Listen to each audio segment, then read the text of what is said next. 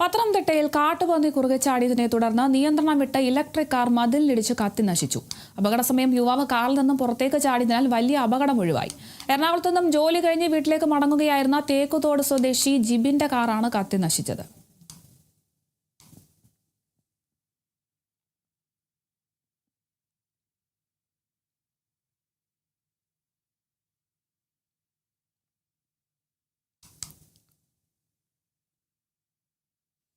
മലപ്പുറം വളാഞ്ചേരിയിൽ സ്വകാര്യ ബസ് നിയന്ത്രണം വിട്ട് തോടിന്റെ കൈവരിയിലിടിച്ച അപകടത്തിൽ ആർക്കും പരിക്കുകളില്ല. വളാഞ്ചേരിയിൽ നിന്നും കരേക്കാട് ഭാഗത്തേക്ക് പോവുകയായിരുന്ന റോയൽ ട്രാവൽസ് എന്ന സ്വകാര്യ ബസ്സാണ് അപകടത്തിൽപ്പെട്ടത്. ബസിന്റെ മുൻഭാഗത്തിന് കേടുപാടുകൾ സംഭവിച്ചു. സംഭവ സമയം ബസ്സിൽ യാത്രക്കാർ കുറവായതിനാൽ വൻ അപകടം ഒഴിവായി.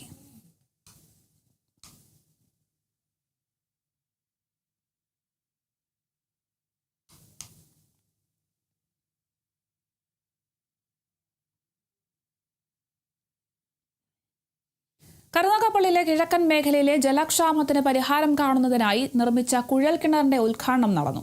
ഇതോടെ ദേശീയപാതയ്ക്ക് കിഴക്ക് 13 മുതൽ 18 വരെയുള്ള വാർഡുകളിലും കേശവപുരത്തും ജലക്ഷാമം പരിഹരിക്കാൻ കഴിയും. 11 ലക്ഷത്തോളം രൂപ നഗരസഭയിൽ നിന്നും ചിലവഴിച്ചാണ് പുതിയ കുഴൽക്കിണർ നിർമ്മിച്ചിരിക്കുന്നത്. അടുത്ത മാസങ്ങളിൽ തന്നെ മരുതൂർ കുളങ്ങരയിലും കോഴിക്കോട് മുത്തേത്ത് കടവിലും 2 കുഴൽക്കിണറുകൾ കൂടി നിർമ്മാണം പൂർത്തിയാകുമ്പോൾ ജലക്ഷാമം ഏകദേശം പരിഹരിക്കപ്പെടുമെന്നാണ് നഗരസഭാ അധികൃതർ പറയുന്നത്.